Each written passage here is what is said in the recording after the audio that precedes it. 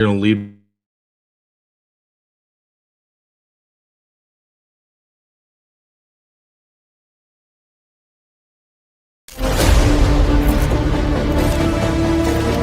Oh, if you didn't know, this is the Morning Wood NFL Sunday here, brought to you by Rumpier Sports. What up, boys? We're back with the Golf War Show, the preeminent golf show on the entire internet.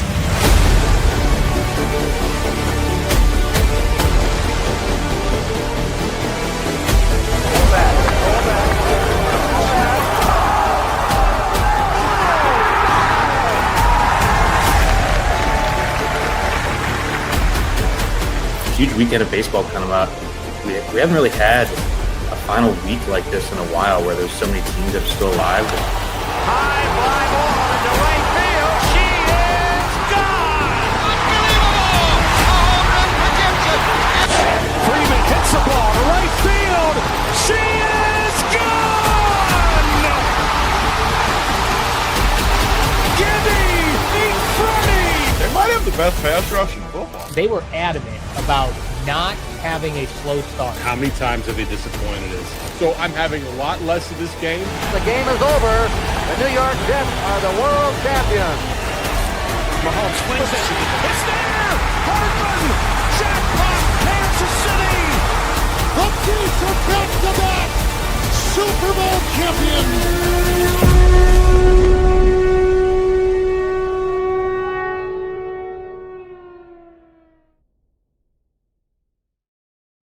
Welcome, everybody. This is Rumpier Sports Pick and Winner Show. I'm here with my guy, JBC. I'm Statsational. JBC, what's going on today? You know, the usual. Going to go to a Cat Williams show tonight. Oh, nice. So that'll be fun. Get to you hear some good like Illuminati stuff and Yeah. He's knee deep in that. yeah, I love it.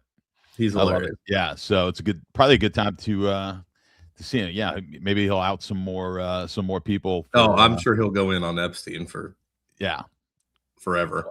Well, it's good. Yeah, he's that was one of the best the podcast that he did with the Shay Shay was Yes. it was one of the greatest podcasts of all time. So yeah, that'll be good. Is it where is it at the same place where they play? Yeah, it's at the Grizzlies Arena. Nice. All right, we've got JVC does. I agree with this comment. You look you look younger. I guess it's the hair. Everything looks good. You actually look good, which is a rarity. So All I did was shave my beard, man. Yeah, we got a lot going on. We've got got a lot of sport. You know, that February gets right after the Super Bowl. You get a little bit of a lull, and now the sports start to pick up again. We've got World Baseball Classic going on. Which is a nice prelude to the MLB season. Those people were going fucking nuts when Ohtani hit that home run last night. Oh my God! Well, I think into the second inning, he was like the second inning in, and he was one away from. He was like a triple away from the cycle already. Yeah. So he had quite the day. I mean, the guy just, it doesn't Dude, matter. it wasn't even a bet. Like the one he hit a home run, like he was kind of fooled. Like he kind of thought, like it looked like he thought it was a fastball, and he still hit it out. Yeah, he was able to just keep his hands back. I mean, he's just a big man. I mean, there's nothing he can't do. Obviously, it's impressive to watch.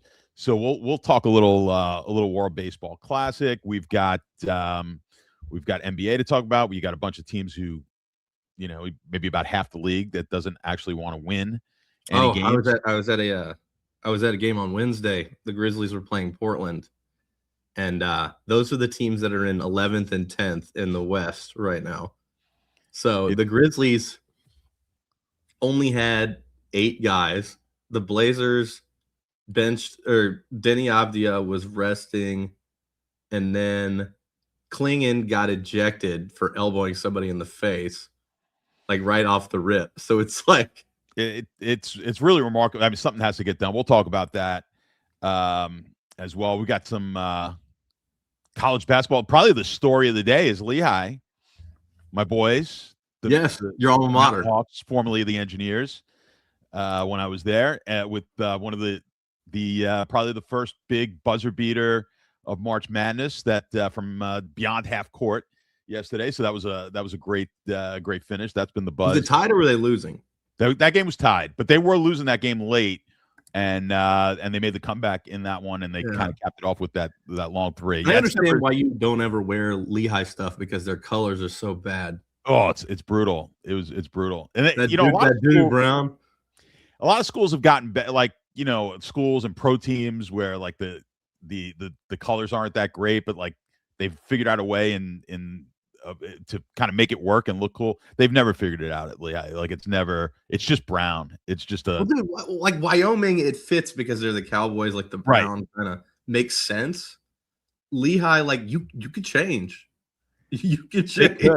Yeah, they never have. Well, I said they changed the name. It went from Engineers to the Mountain Hawks, but I do like Mountain Hawks. Yeah, Mountain Hawks is fine. Dude, just stick with you could just stick with the Engineers. Like, I understand they might not want the team to be named the Engineers as far as like trying to draw in people that are not like engineers, like to the school. But I mean, Purdue is the Boilermakers.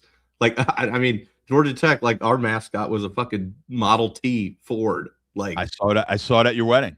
Yes, I rode away in it. Yes, that was very cool. Yeah, look, it's not exactly a sports mecca, although it's everyone's now bringing back the memory of CJ McCollum.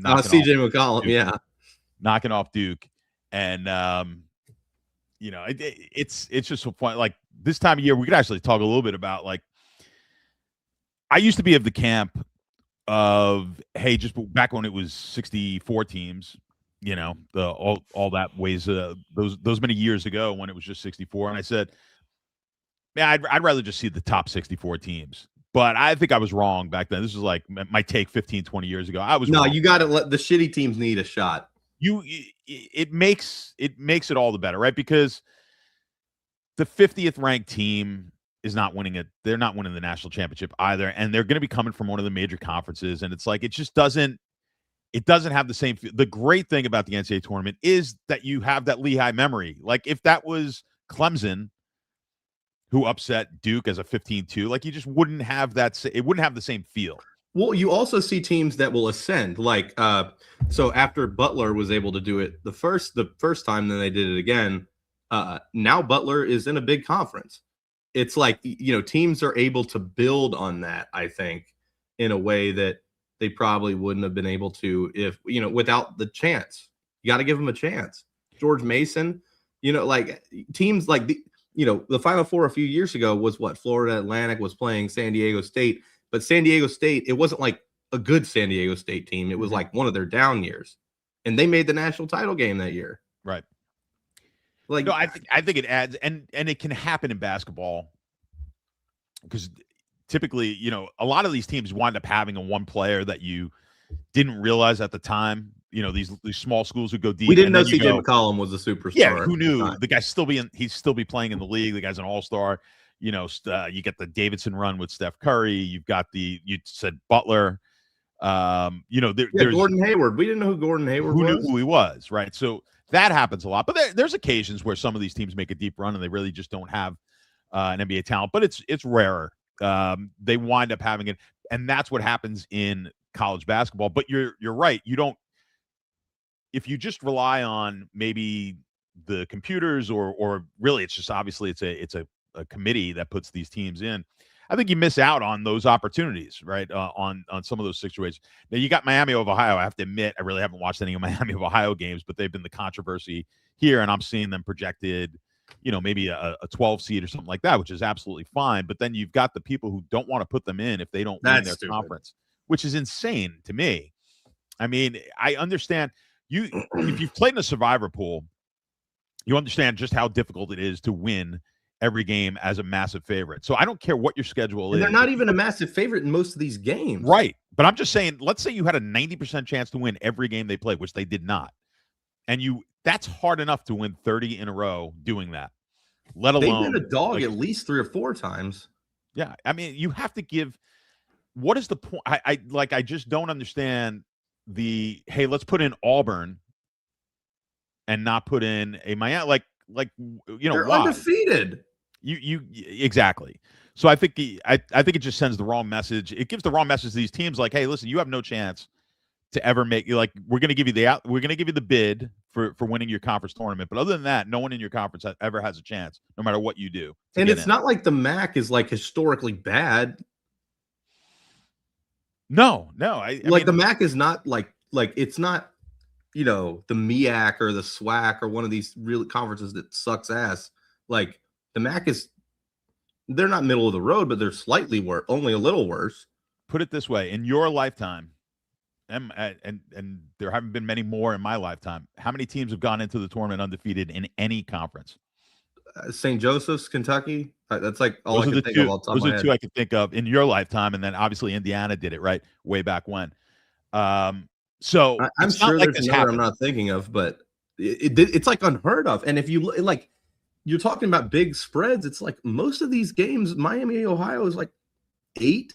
Like they're like 8-point favorites in a lot, or like if they're playing one of the better MAC teams, it'll on the road it'll be like 2. You know, like, and they would just won them all.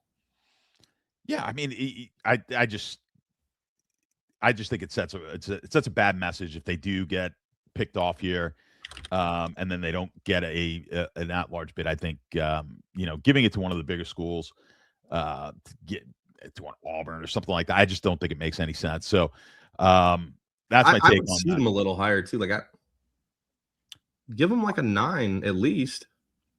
You know, no one's gonna argue. Like they won't argue about their seed for sure. Well, we'll see if they lose a game. You know, right now I'm seeing if they don't lose a game, I think they should be above the 10 line. Yeah, which won't happen. But yes, it's just dumb. And it's like sometimes you'll see teams like, I understand you get to the point where the team is like 28-5, but even then a MAC team at 28-5 I think should be in. But if you're in one of these really, really, really dog shit conferences and you're 28-5, I understand then it becomes a question. But I still would put them in. But like if you've lost 1, 2, 3 games, like you should be in no matter who you are. Again, I don't disagree. Give them a chance because, you know, a lot of the things, it's really hard. You know, we have all these analytics and computers and they figure out all this stuff out, but you've got to give the kids a chance to play against what you feel to be the superior teams. We can, you know, we put a number on the games, and I know you and I agree. Most people who bet seriously will agree that, you know, that there's no better indicator of the best team than the market and wherever the line is. But that doesn't mean that you will the favorite always wins. We know that, right? But that's the fun of sports. Like we can put a number on it. You know, that's one other thing. I heard someone to kind of take me in a totally different direction. I heard someone talking or read something on Twitter. They were talking about closing line value. I wasn't necessarily going to bring that up, but I do want to bring it up now because I saw someone make this ridiculous comment on, well, if you get in, let's say on an NBA game, college basketball game, you get in at you take a team at -6. The line closes -8, right? And then they lose by 40. So their take was, I don't really care what your closing line was. You made a stupid bet. No. Which is it's not a stupid bet, but I do have an argument against closing line value, right? I know, yeah, you've mentioned this, which is worth bringing up. So go ahead. If you have unlimited funds, right? If you're getting closing line value if you have millions of dollars, you're making a mistake because then you should be betting more until there's no closing line value. Right. But until the market comes back. That's more theoretical than what you're actually going to be able to do, which you're right. Let's just talk about like for the average person watching this, which is just about every one of us here. If you're consistently beating the closing line number, you're doing something right. It's very difficult to do. Right. And it's what the sportsbooks are actually looking at. They're not looking at, you know, for as far as limiting your accounts and things like that. They're not looking at your win rate. You know, people wonder whether you're aligned with other smart people. That's right. So they're like, people, you'll see people, they're like, I've been betting for 2 weeks. Yeah, I'm not even up that much money and I'm getting limited. And they're like, well, you must be crushing it on closing line value. If that, I mean, I've had plenty of books limit me when I was losing. of course, yeah, Money. and that's the most frustrating thing of all time. But That's the worst.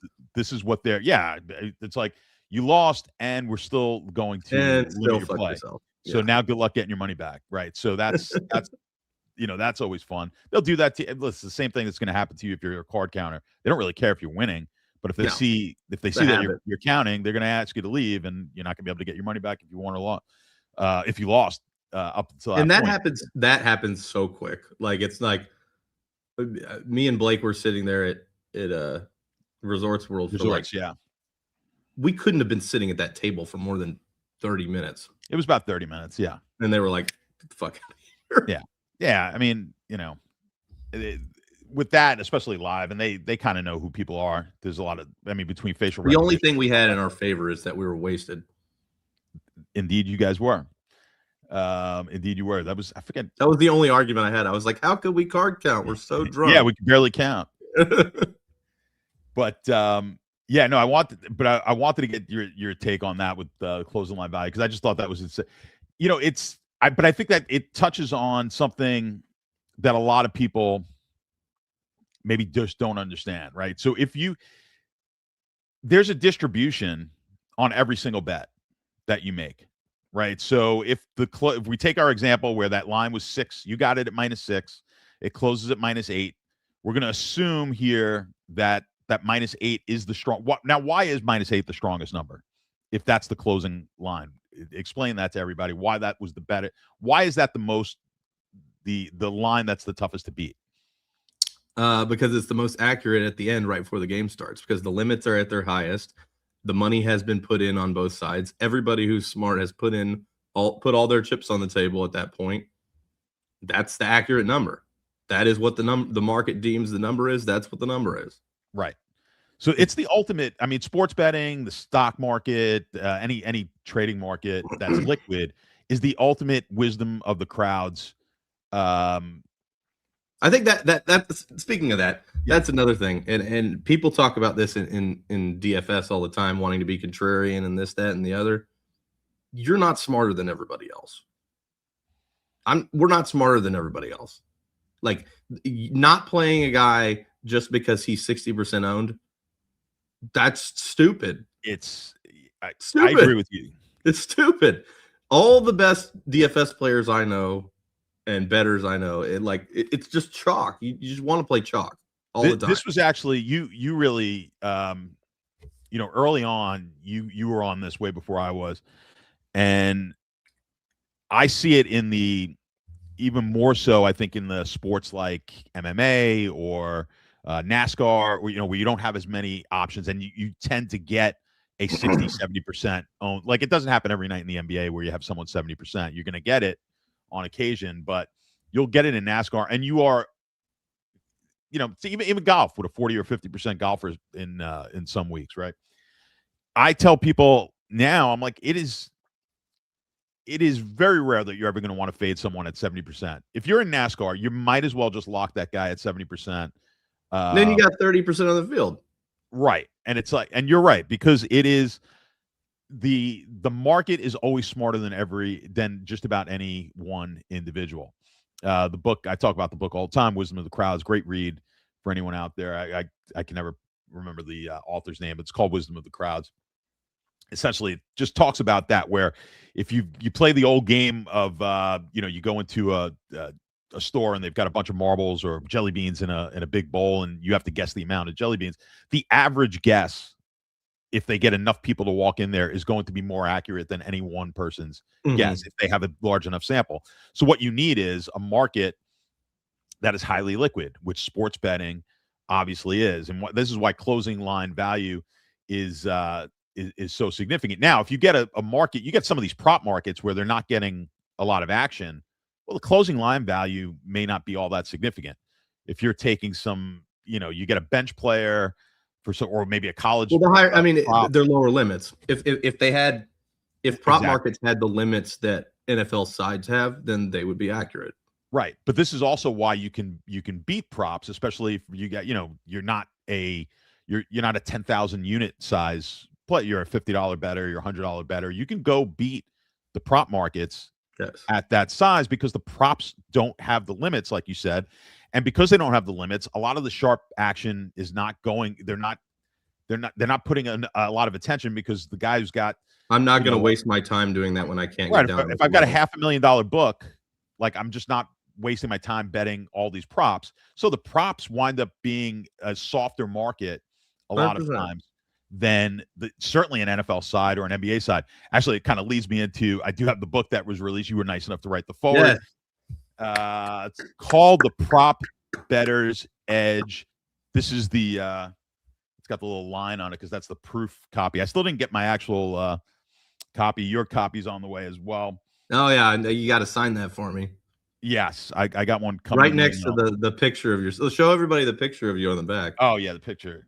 Oh yeah, that's a good one. Oh, look at that. Look at that. AI generated, by the way. That is not actually me. So it is me, but it's just, I was like, make me look like an author. There you go. Make me look like an author. AI is fantastic.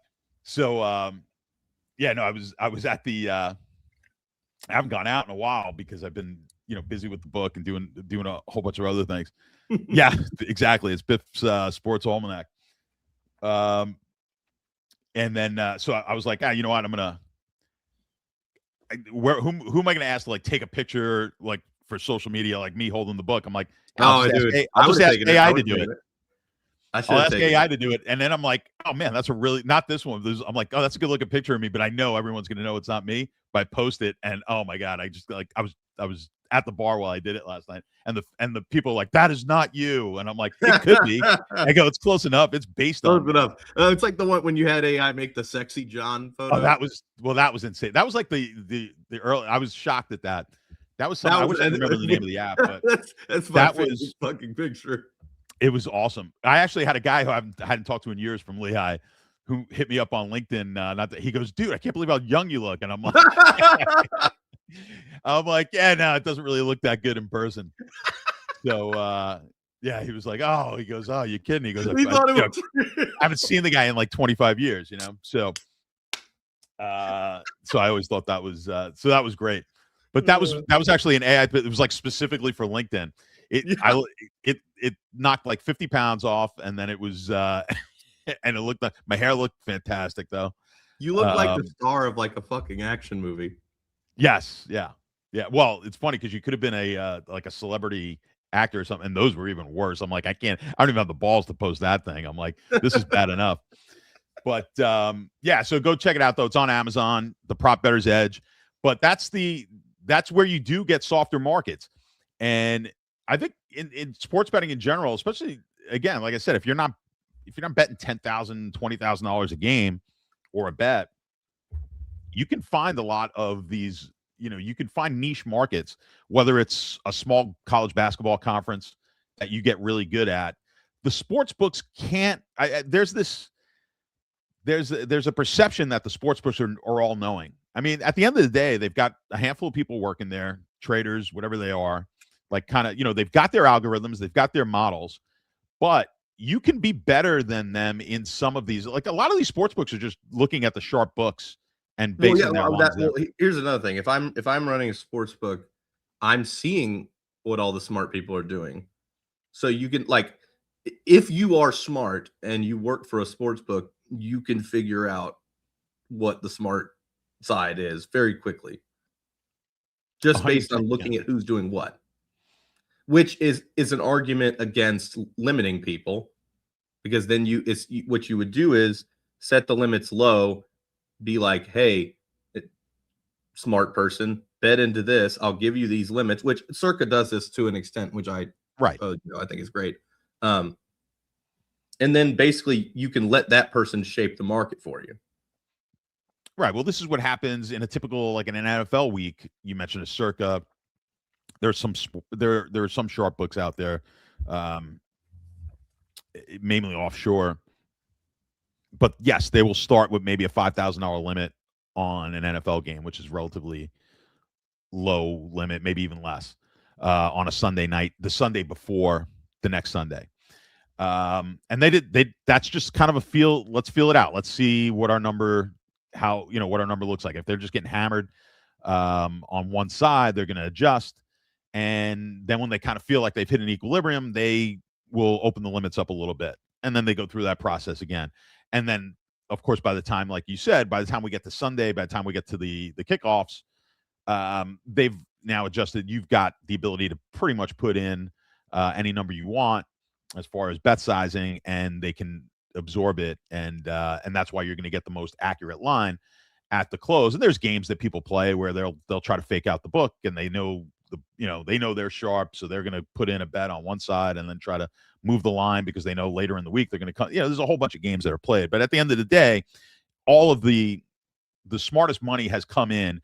And typically, that's the other thing that people don't really understand. They think money moves the lines, but it's really sharp money that moves lines. And if you've got these square books, which are most of the legal books that you guys are all playing on, they're really looking, so they don't have to take that risk because they can look at the sharp books and know where the sharp money is coming in, right? They'll look at those line moves, and they're all talking to each other. What's up? They're all talking to each other. Of course. Yeah, of course. But it's like, why do I need to be a sharp book when you're willing to operate in different ways? So if Cirque is willing to take sharp action, well, I'll just monitor what Cirque is doing. Yeah, but then I can adjust my line. At a certain point, you're going to run out of, because the thing about having all fish betting into you is that eventually they're going to run out of money, and then you're not going to have any customers. This potentially, yeah, it's potentially true. So I don't know. It's a double-edged sword. Yeah, no, I get it. Well, that's I always from the get-go, I always thought we would move towards I was hoping that we'd have like the Betfairs, the exchanges that we're now seeing these prediction markets sort of in that vein, peer-to-peer. But then you're seeing now that market makers on the prediction markets are limiting accounts that they deem like they're figuring out on the prediction markets where the sharp money is. And they don't, of course, if I'm a liquidity provider, I don't want to take the sharp action either.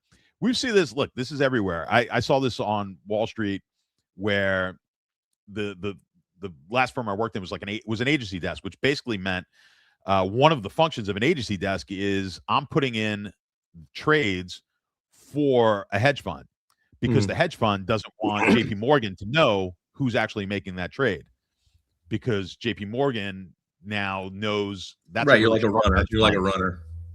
Exactly. You're the middleman. So they know, hey, we've got a whole book of clients, but they don't know which client's putting in this type of this trade. And it gives some anonymity to the client, to the hedge fund, for this very similar reason. So, I've seen it work, and they will, the banks will limit you as well. They don't want to limit some of their big hedge fund clients, but agency desks like us, when they catch you trying to arb them because it's an OTC price. So just like sports betting is OTC, which is there's no central. DraftKings can make any price that they want against FanDuel's price, and if it's way off FanDuel's price and they don't mind that, and it's way off the rest of the market and they're willing to take that risk, they're allowed to do that. There's not like the stock market is centrally, right? The everything trades on an exchange in the stock market. You see every price. So so the gambling and sports betting is very similar to what I did in FX trading, where it's where there is no real central exchange. So it is interesting. I mean, the only time that really ever happens at sports books is when, say a fishy customer comes in and wants to bet a shit ton of money on something niche. Yes. So you're probably going to take the bet because you know that they're dumb, but then you're going to move the number to something crazy so that you can get some money on the other side. Exactly. It's also how they catch a lot of these, and historically that they've caught game fixing. It's like, why are you coming in on, a Tuesday night college basketball game in some small conference, and suddenly someone's walking up to the window with a $10,000 bet, and it's like, our total handle on a typical game like this is like $1,500. Like we don't, we're not taking that much money. And all of a sudden I've got a $10,000 bet. And then 15 minutes later, another guy wants $10,000. Like, let's pay that to the game. I think your internet's getting a little suspect, John. Did we lose him? Am I back? I can hear you, but you're kind of. Did I get knocked off there? Was it me? Yeah, you're still kind of in and out.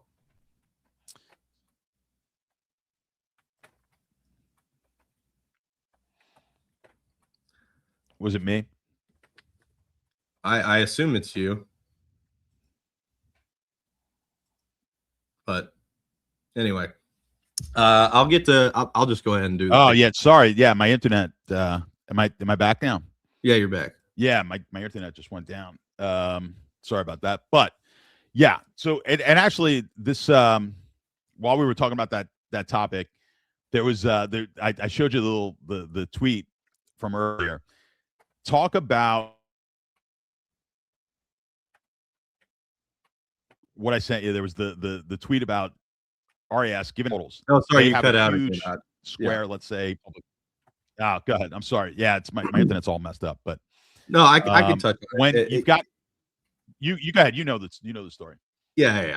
So Kanish was making a point that there's a large submarket of people that when a provider like say RAS in this example releases a pick on a college basketball game, the line will move to a point where it's out of whack, and so people will be waiting right until game time and then fading that.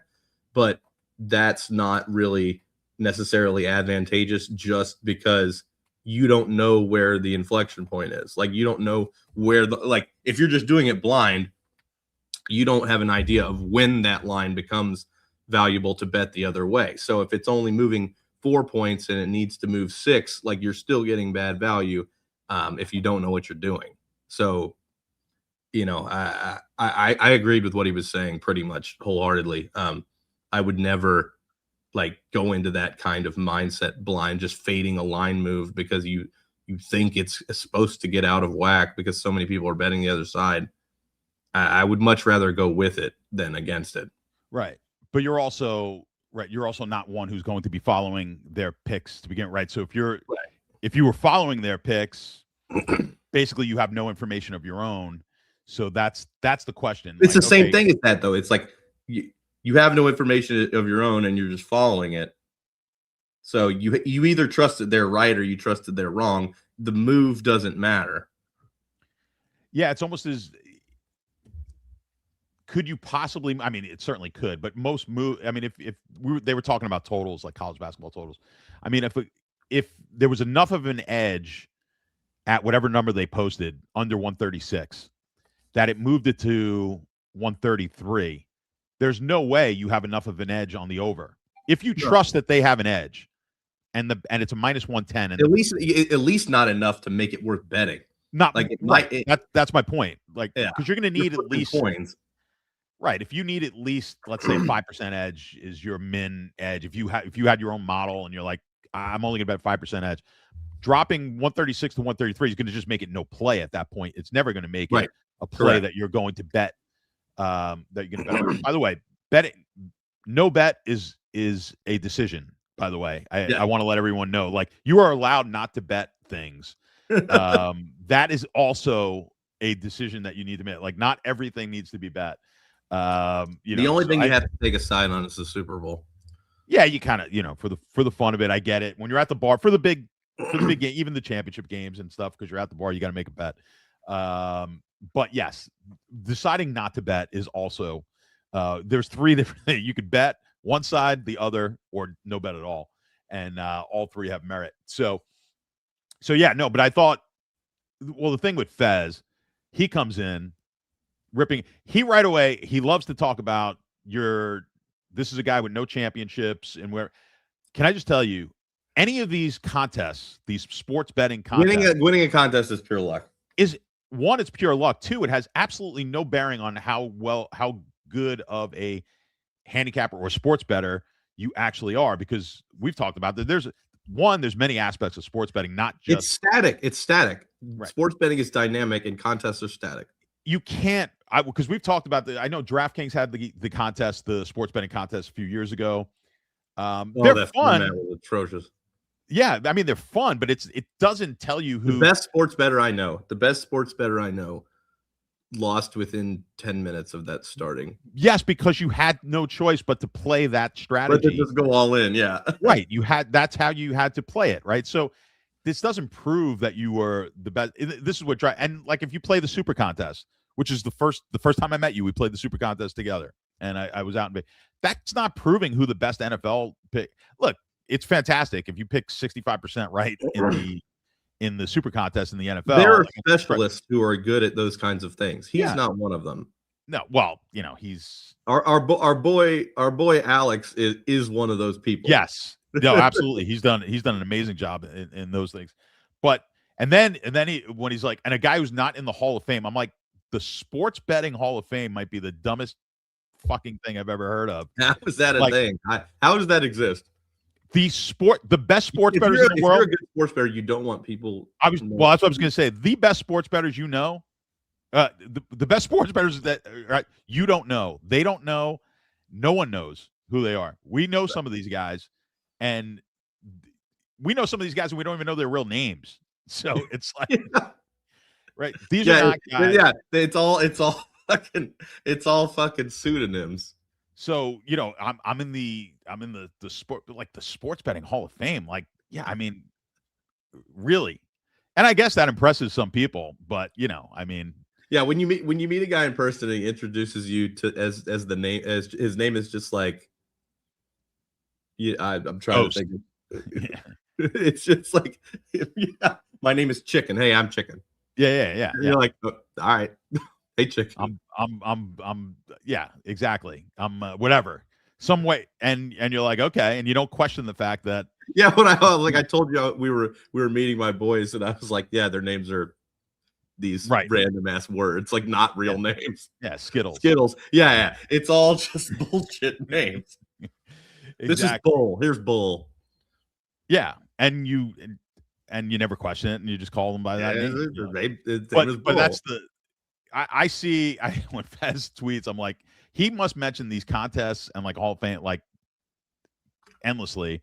It's if you ever wanted to, if you want to understand someone's insecurities, they'll usually tell them to you without thinking that they're telling them to you. So let's put it that way about him. But I thought that was interesting. Yeah, and when I first saw that, I'm like, oh, I don't mind some stupidity from Joey Knish. Let's see. And I'm like, no, I think he's right. I'm like, he's right. Like, Knish is usually right. Yeah, no, he's right. I was like, they're all out. But I think Captain Jack, actually was he pretty much got it right with the math, where he said basically what we're saying, which is, well, you could figure out what every half point is worth.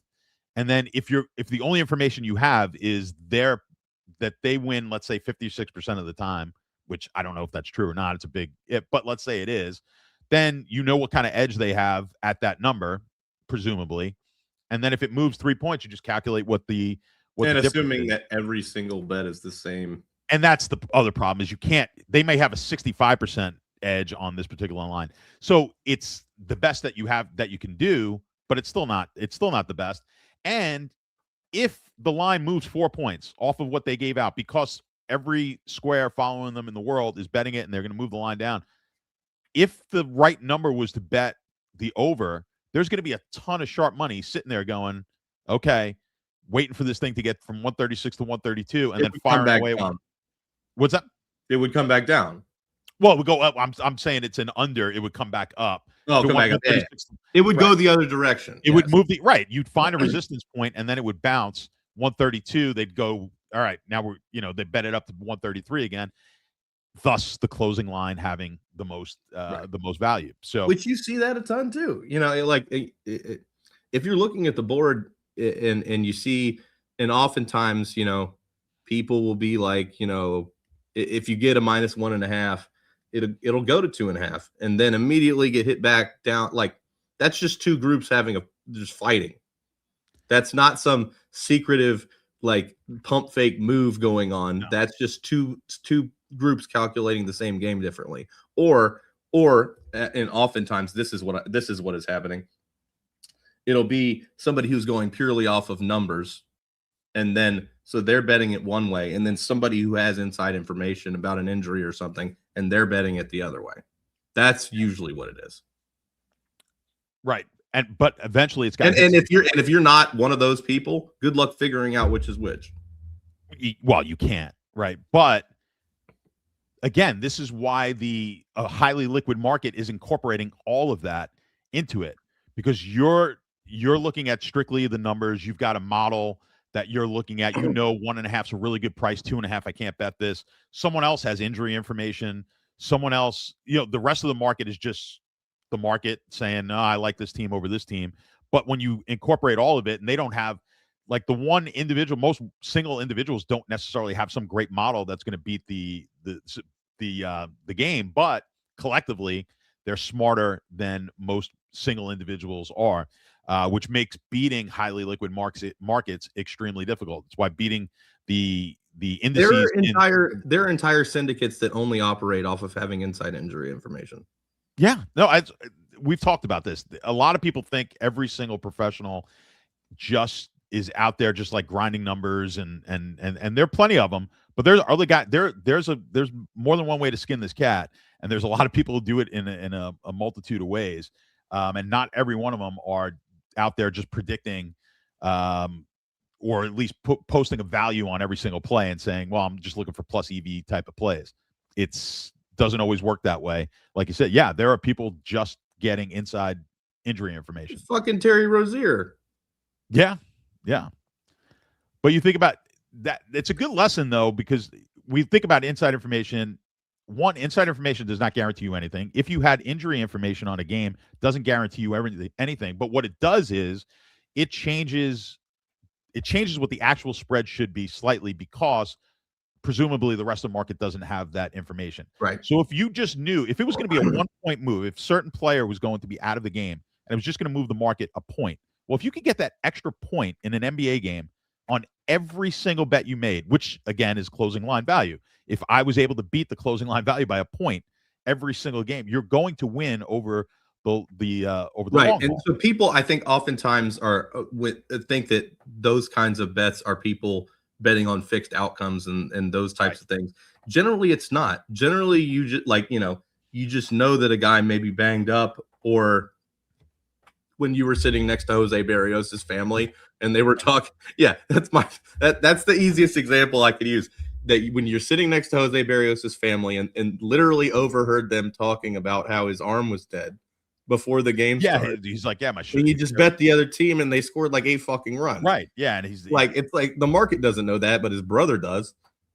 Exactly. But those are you're just looking to get a small edge. And again, that's not necessarily, like you said, people just think they're getting some fixed game. They're throwing the game's not like he's still out there. Jose Barrios is still out there trying to win the fucking game.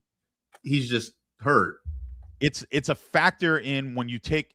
So now this is how you beat a wisdom of the crowd market, a market that is taking a cumulative, because that is not factored in anywhere into the market, presumably. Which is why oftentimes people are like, say I bet a game at -1.5 and then it moves to +2.5. And people are like, well, do you still like it, or do you like it more? It's like, probably not, because there's something I'm missing.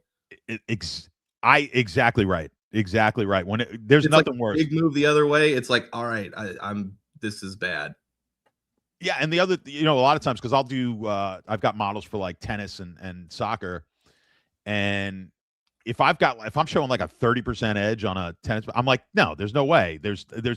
I don't like. I'm just looking at the numbers. I guarantee they're not necessarily throwing it, but they might be hurt. There's an injury I don't know about. I mean, it could be known to the public. I'm not analyzing I'm just putting on a spreadsheet like the 40 tennis matches that are going on that day, and I'm like, okay, there's a 30% edge in this match. Like if I dig deep into it, there's something there. The player's dealing with an injury or whatever, whatever the case may be. The other thing in sports betting that always right, if you post a game, let's say you post an NFL game and you post the over 39.5 on the total, and then how many times is it, let's say, a bad weather game or something like that, and you get $1 million you'll get a million messages like, hey, it's going to rain, or hey, it's going to be windy, and you're like, well, you think you're the only one on the planet? Yeah. Like, Nobody has any fucking idea that the wind is right. coming. It's like the line opened at 42.5. The weather report comes out. It's getting worse. Drops down to 39.5. It's now at a new market. The market is now taken into account that this weather is coming, and now we're trading on some. We've all got this information now. Right. So it's amazing when I see this all the time. Or don't you know the quarterback's not playing, or Giannis is. I'm Giannis fully aware that the quarterback's not playing. Yeah, Giannis isn't in. Giannis won't be in the game. I'm like, yeah, no, I understand that. Like, so it's the average bettor will not bet against when star players are out, or that just means that they've lost the game by 100. Apparently, they can't win, or there's wind. So I'm going to take the under on the passing yardage or something like. I'm like, well, it's already adjusted. Dude, in the fucking AFC Championship game, I bet on the Broncos and they covered, but I bet on the Broncos and they're like, well, Bo Nix is not there. Yeah, no shit. That's one of the. I get questions all the time, about like what's some of the common mistakes. I think that's one of the big ones. Oh my God, I got one today. I got a good one today. Go ahead. I have no idea how good he's doing today, but in my showdown core for golf, I had Tommy Fleetwood. They're like, well, he shot 76 yesterday. I had no fucking idea.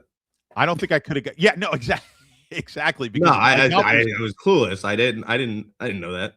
It's golfers never. Let's see how he's doing. I actually like Fleetwood. Golfers never play well after they play bad. That's never happened before. Yeah, he's -1 today, which -1 today is very good. After through 5, so like, I know he shot +4 yesterday.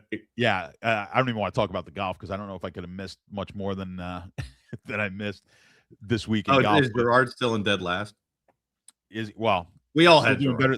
Still doing better than Knapp. Well, JT's in dead last, so he's +1, +8 on the weekend or on the tournament. But JT, yeah, coming off the injury. Let's quick here before the Knapp situation and withdraw. As soon as these guys withdraw and they're 20+%, it's going to be massive controversy on X, which I always get a kick out of. And we didn't play him, so I'm of the camp. I'm of the camp of stop trying to fix it. Like, it is what it is. Sometimes it's going to screw you. Sometimes it's not. Yeah, and I agree with you, but like, I think my solution is the best solution. It's the only one possible. Yeah, it's the only one possible. Yeah, because you can't just give them the next highest guy because it's going to inflate their ownership. So you have to give them a guy who wasn't available to begin with, the guy that replaced him. People are like, oh, but we didn't have the chance to take Hao Tong Lee before the tournament started. But it's like, bro, if Hao Tong Lee had been 8,600, he would have been 0% owned. Like, no matter what you do, there's a con to it, right? It's just what's the negative? Like, what's the? I think the least negative is. I would agree with you. People don't like taking zeros. Like, they've proven that, like, people love to complain about not taking zeros. And NBA, they've tried to figure it out for years because people hate late swap for NBA, but because they don't want to follow the information all night, but they also hate taking zeros in. FanDuel a few years ago did the whole dropping the score thing. It was proven to not be very popular. Because what would end up happening is you would just punt and use all the salary, and people that were smart were still just willing to take zeros. So exactly, there's no way around it. You kind of just have to take. Well, you're dealing with the psychology of the average player, and the average player. It's not about the win, right? Because it's about not feeling seated. Well, it's about the game itself is not about winning. The game itself is the sweat. It's the anticipation of. Most people are not like me, where I'm not watching it at all. Right, you're playing. The average person plays to have interest in it and have that anticipation. And I may win this big GPP. It's a psychological thing where you just took that away from me 5 minutes into this tournament, and I've got nothing to watch now for the weekend. Yeah, so it's like if I was running DraftKings, I would not want people taking zeros either. No, it's not good for the product for them, right? But it's not always. There's a conflict between what's the best game to put out there. Fair. Yeah. Fair. It's not even fair. It's like what's going to attract the most people, and you need to get people right. So it's not always putting out a fair product. It's just like who was it the other? And I had the over. You talk about the prop. The NBA props have been on fire. One that I missed the other day was Drummond. I think he played 5 minutes. I like over 9.5 on his rebounds. Played 5 minutes in the game. And I was actually I'm on X like seeing if he got hurt or whatever it was, and there's just a million people, adding DraftKings or FanDuel, whoever. I assume you're voiding this bet because he only played 5 minutes. Like that's the default. What did he just get benched? I think he just got benched. Yeah. I mean, if you just get benched, then what? It's part of the risk that you take. Also, he's like a very specific type of player that is only good in a very specific type of matchup. Like the odds he gets benched are non-zero all the time when he's out. Well, he was going up against Wemby, and it was like Wemby. Just right, so they were like, "Fuck this!" Like, right, and they were like, "We're not right." Wemby's just popping threes. Oh, dude, I got fucking pummeled that night because I had played a bunch of Sixers and they lost. No, this was actually the next night. I think Wemby was on the back-to-back. Yeah, it was the next night.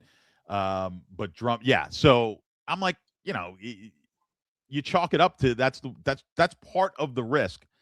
Oh, again, it's one of the few overs. If I play, you're allowed to bet under. You're allowed to bet the under. I probably play 80 to 85% unders. This is one of the few overs I took, and I'm like, you could play the under.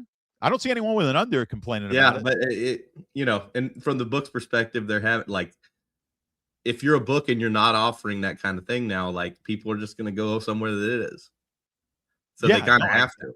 I know, and they love not that they love it, but they'll give refunds on stuff that I just disagree with. But from a customer service standpoint, I understand why you have to do it. One quick thing, we didn't get into WBC, but are there some angles here that you talk about? We were talking about the NBA and the NFL with so liquid. It's real hard. These teams don't play. It's not like Soccer World Cup where you get an idea of the teams and they do play international matches before they get to the World Cup. They're in a whole bunch of different tournaments before that. So you do get a feel. You can have an ELO rating, perhaps. You don't really get that in baseball. And then the rules are different. So you got to be aware of, you got mercy rules here. If you're live betting in the game, like there's a chance, you got to look at, because I looked it up for the, basically whenever the game ends, that's it. That's a final. So if you have an over, if there's an over 13.5 the game, do they void the totals on the mercy rule? They're not voiding it. From what I just read, they count the final score as the final score, and that's what's graded. Double check me on that. I ran it. I looked on DraftKings, it makes sense if there's going to be a lot of them, which there probably will be. Well, you've got a game tonight. You don't want to think, every single game I'm betting Japan is going to get voided on the total. Right. So, I would assume they're going to bake that into the number somehow. But I think this is a prime example of a popular sport, maybe kind of like the Olympics, where I think it's hard for them. This is where if you are really good at modeling, you may be able to find some edges. And maybe some live edges in the market. I don't know. I haven't looked at it that close. You're talking about them not playing together very much like they do in soccer, but like baseball, it's an individual sport masquerading as a team sport. So I don't think that matters as much, other than the pitcher's relationship with the catcher. I don't know who's catching for us. It's somebody really good. I'm blanking on who it is. The U.S. catcher, I don't remember now. But like Scooball, Cal Raleigh. Scooball has never thrown to Cal Raleigh. Yeah, scheme. So that matters more, I think, than anything else. That could have some. I think, without getting too deep into it, I always think the U.S. has a disadvantage. They have the advantage in quality of talent. I always think they have disadvantages in a lot of these international type of events when they're the big favorite. Golf, you see it with the Ryder Cup. In the basketball in these, because you are the one everyone is gunning for. Like, it's the hockey, it's the flip. I think everyone's gunning for Japan. Exactly. Yeah, but the U.S. is the team everyone like. That's the team everyone wants. Yeah, to I love how like when we started discussing the futures for this in the chat, everybody was thinking Japan was going to be favored. It's like, have you seen the U.S.'s pitching depth? Like the U.S. team is great. Yeah, we go 20 deep at pitcher, and they've only got 5. You know, right. like and you really need depth at pitcher for these type of tournaments because right. You're on a pitch limit, pitch count limit. Like our backup shortstop is Gunnar Henderson. Backup. Yeah, no, but it's baseball, and so big upsets. But that's my point. Like everybody's thinking, oh, they've got Ohtani and Yamamoto and all this, and it's like, yeah, but like, who's the backup? I watched Ohtani never make the playoffs with Mike Trout batting in the same lineup with him. Yes. So I mean, it's baseball. You have to have a whole team in baseball. 100%. But I didn't see Bonds winning a ton of World Series when he was the greatest player on the planet. Yeah. Right. So Aaron Judge. Judge hasn't won yet. Yeah. So yeah, no, it takes a team in baseball, and it's like you said, it's who has a lot of rings, who just recently died. Rip. Terrence Gore, who only played like 60 regular season games, but right before the playoffs every year, some contender would sign him to be the pinch runner. And he's got 3 championships. There's players like that in like every sport. Yeah. Where like, well, that guy's got a ton of rings. I'm like, it's going to statistically that is going to happen. He's the very, very best at this specific job, and it's not valuable of a job. So every single time a new team is going to sign him just to do that. Exactly. No, it's when you're making the argument, that's in some sports, championships matter a whole lot more. When you're making an individual player argument, it doesn't matter as much. Basketball. Basketball, it's everything because really one player can carry a team to a championship. But when you look at the world, I was looking at it, if I was modeling this, and I just don't want to, like for the limited amount of games, I don't want to do it. Actually, when we first met, I was doing modeling baseball based on war.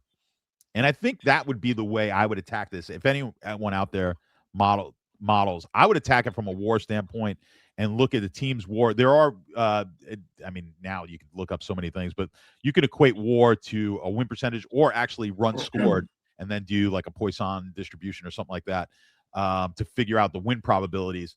I did something very back of the envelope looking at this U.S. game because I don't think you've ever seen a 9.5 run line on a baseball game. Who are we playing? We're playing Brazil tonight, minus 6,000. Because we were talking about this earlier. There's only been 5 guys from Brazil that have ever played in major leagues, and only one that has played for like an extended period of time. Can you name who it is? The one Brazilian to play. The other guys all just had a cup of coffee. There's one guy that played for like 15 years. Bichette's son is playing on the team. Is Bichette part Brazilian? No, it's not him. I meant like somebody born in Brazil. I have no idea. Born in Brazil. Because Dante Bichette Jr. is playing on the Brazilian team. But yeah, I have no idea. It's Jan Gomes. Oh, really? I didn't know he was. Okay. So he was born in, because in Brazil, they don't fucking play baseball. No. So Jan Gomes is the only person born in Brazil to have like any sort of extended baseball career. Interesting. And it's a country of like a bazillion people. It's a lot of people. Yeah, that's why they're so good in the sport. Yeah, and it's like, and you wonder like, why do they play baseball in Venezuela instead of soccer? It's kind of random. Yeah, Venezuela. Venezuela sucks at soccer and they're good at baseball. Colombia, they play both, but then Cuba, like every other South American country, it's just soccer. Yeah, Cuba's a baseball country. It's not a soccer. Right. Country. So but Cuba also isn't in South America, buddy. No, well, I'm just thinking of Latin countries. The Central American countries, most of them play baseball. Central America, yeah. So you got like Argentina, Uruguay. Like Nicaragua was in this tournament, and they're like they had guys that are not that bad. Well, Nicaragua's had good MLB players in the past. El Presidente, wasn't your boy that you played with in high school from Nicaragua? Who did I play baseball with? I'm forgetting the guy's name. He played for the guy played Puerto Rico. Puerto Rican. He beat Nelson Figueroa. He beat Nelson Figueroa. Yeah. Yeah, he beat that made him famous. He beat the Dominican for Puerto Rico in the World Baseball Classic, and that's how he wound up working for SNY for the Mets and everything because he became he was born in Brooklyn. He wasn't born in Puerto Rico, but he was of Puerto Rican descent.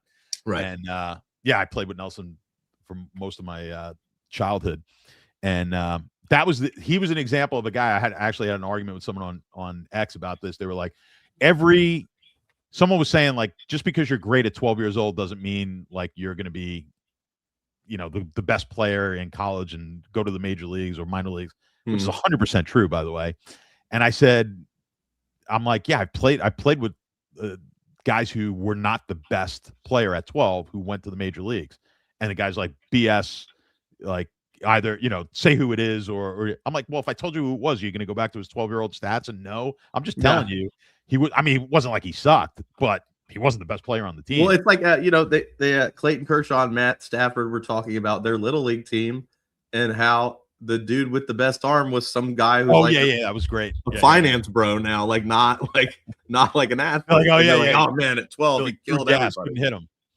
I know a ton of guys like that who just petered out, eventually. I mean, that's, you just never know when a guy's going to peak. But all right, well, let's go.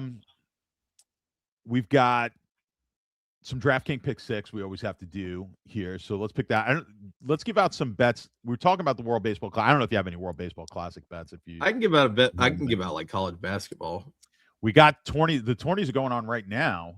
Yeah, I put out a bet on Northeastern. That game's about to start. I bet it at 1.5 right before the show went on, and now it's 2.5. So that seems good. I still would take it at -2 or -2.5, -102 at DraftKings. They're playing North Carolina A&T in the CAA first round, the Coastal Athletic Association, not the Colonial. So Northeastern -2 about to start. Do like that. Next game that's at 2:30 is Florida Gulf Coast against Lipscomb in Jacksonville. I like FGCU +4. I'm about to post that on the site. 2:30. Also, Charleston Southern is playing Winthrop in the Big South in Johnson City. Winthrop I had at -5.5. It just moved to 6. So I still like Winthrop at 6, but it's starting to push it. So yeah, Winthrop, Northeastern, and Florida Gulf Coast for the games that are about to start. Let me post those in the chat. Yeah, post that in there. Those games all start pretty quickly here, right? Times on that pretty soon. I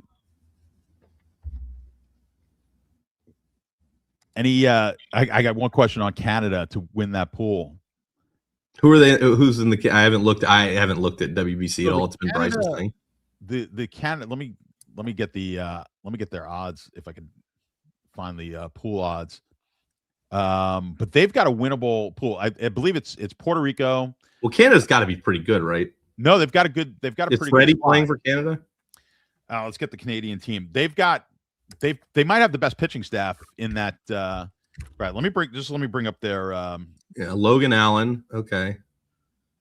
Let's just get they got Jamison Taillon, Mike Soroka, Logan Allen, Cal Quantrill, James Paxton are names that I recognize. Yeah, they've got it. They're pretty decent in that. Yeah, catcher Liam Hicks and Bo Naylor. I mean, Otto Lopez. Like, this is mostly Julien Toro. Abraham Toro is Canada. Naylor, Tyler O'Neill, Denzel Clark. So yeah, this team is pretty good. No, the team's not bad. They've got Cuba, Colombia, Puerto Rico, and Panama. It's a winnable pool. Cuba. Oh, you said Cuba, Colombia, Colombia is just got what, like Julio Teheran? Like, they're not. Yeah, Colombia's not strong. Cuba's decent. I saw just the guy I know, the guy who got me the tickets for that Toronto game, just pitched. Yariel Rodriguez was just in the game earlier. Yeah, I'm trying to get the mark. Actually, we could get the. Let's see if I can get the group. I'm noticing. I recognize a lot of their coaches. I'm looking. They got Justin Morneau and Russell Martin. They got their third bases coach. His name is Stubby Clapp. Stubby Clapp. Stubby Clapp. All right, so Puerto Rico is in the And on Correa's the, not playing, right? who's up? The Astros didn't let any of their guys play, so Correa's not playing for Puerto No, Rico. correct. 75% Puerto Rico in the to win the pool. In the 74% in the That Canadian team seems fine. Like that seems like a really shitty major league team. Who's that? Canada. Canada. Yeah, Canada's just like a weak major league team, which is could easily win. Yeah, that's pretty good. Yeah. So you're getting at least you're getting 28% in the. But what are the odds on them? What's the? Yeah, I'm looking. I'm trying to find the DraftKings prices here.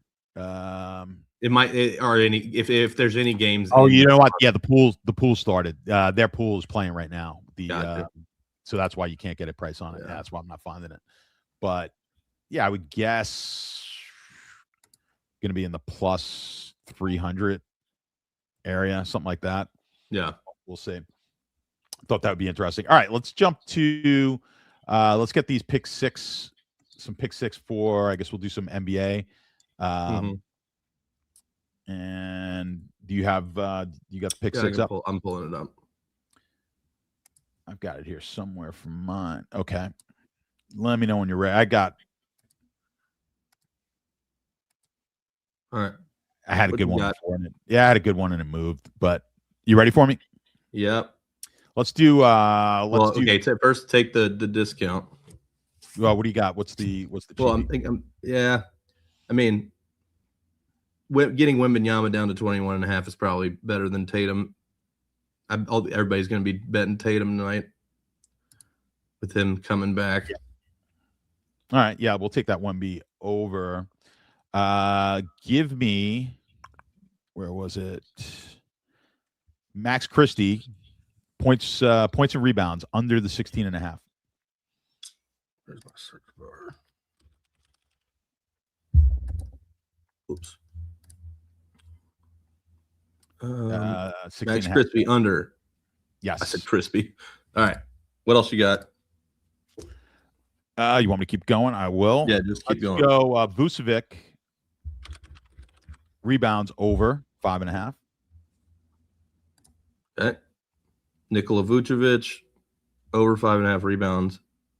Give me De'Aaron Fox's points and rebounds over the 19.5. Going over on our boy. Remember when we got to meet him? I don't remember. Did we meet? I don't remember.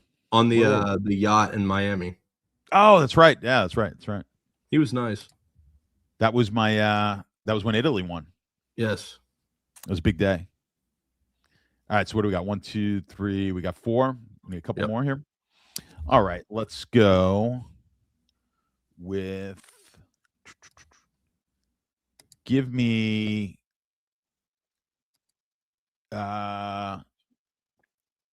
Neme. How do you say it? Nemeus.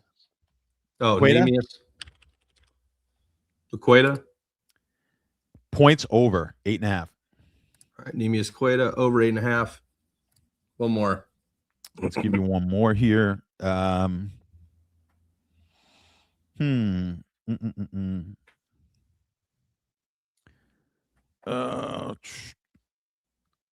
right, let's go. Let's take the Tatum. Let's take the Tatum under points and rebounds, assists under. PRA. 19.5. Yes. All right. So that's Victor Wembanyama over 21.5 points. Max Christie under 16.5 points plus rebounds. Nikola Vucevic over 5.5 rebounds. De'Aaron Fox over 19.5 points plus rebounds. Neemias Queta over 8.5 points. Jason Tatum under 19.5 points plus rebounds plus assists. That pays 21.7 to 1. I will post that on Twitter. Awesome. All right, guys. It's gonna be it for us here today. We've got a good weekend of sports. Start getting into some NCAA tournament action. We got World Baseball Classic, BMF title, UFC. Max Holloway. DFS. Yeah, no DFS for that, huh? No, there's DFS. Is there? I thought I saw something where there was no DFS for. No. There's a big contest in DraftKings for UFC. I don't know what I was seeing. Where it was a small card, maybe only six fights or something. No, that's the White House. Oh, that's the one in July or whatever? Yeah, they're announcing that tomorrow. Who's going to be on it? Yeah, well, that makes sense. They're not going to be there for like 8 hours doing UFC. Right.